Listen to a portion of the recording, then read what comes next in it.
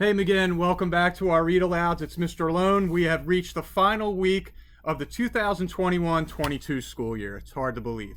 I have had an absolute blast sharing titles with you, all different kinds of picture books, from ones that make you laugh to ones that make you think to ones that celebrate different cultures and diversity. And as we move into this last week, I want to do a fun one today that is relatively new. As we finish the year off with our last day coming up, I want to show you the first day of Unicorn School. Here we go.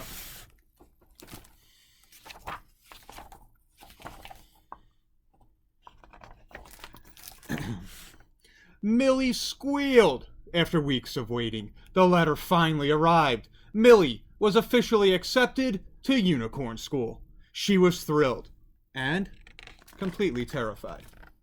Unicorn School taught only the best and the brightest unicorns, and that was Millie, if you ignored one tiny detail. She wasn't a unicorn.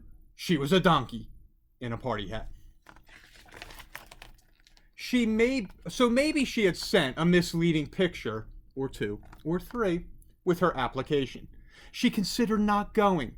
What if the other students notice she didn't belong? But then Millie pictured the school's sparkling fountains, lush gardens, and dragon taming class. She had to go.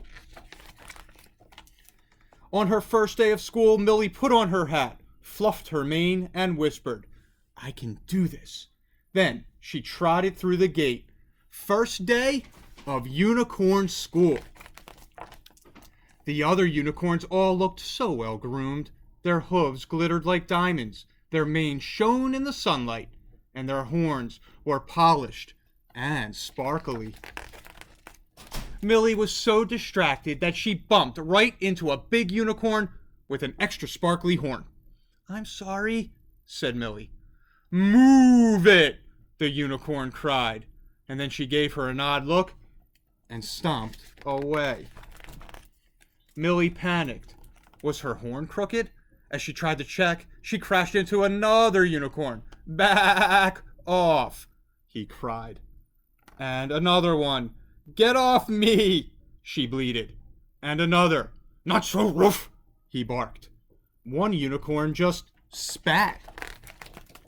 Soon she had tumbled into every unicorn in the courtyard, and they'd all looked away with the same expression. Millie's hat slid over one ear. Her eyes filled with tears.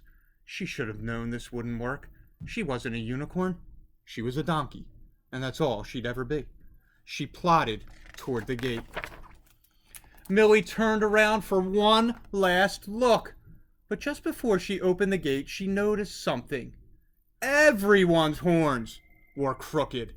"Hold it," said Millie. "Are any of you real unicorns?"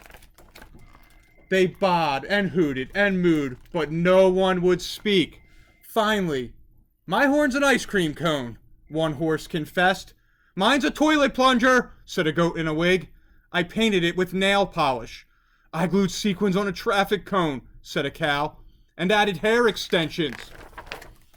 A zebra snickered. A sheep chuckled. And soon everyone was bleating, braying, and neighing with laughter. Millie smiled. For the first time in her life, she fit in. The awesome animal school. All animals are welcome. So that's a fun little story, boys and girls. I love how it comes to the end where we find out, hey, nobody's a unicorn, but you know what? Let's just embrace everybody for who they are. All right, I'll be back with another read aloud tomorrow. 2 to go for the school year. You have an awesome night, McGinn. Take care.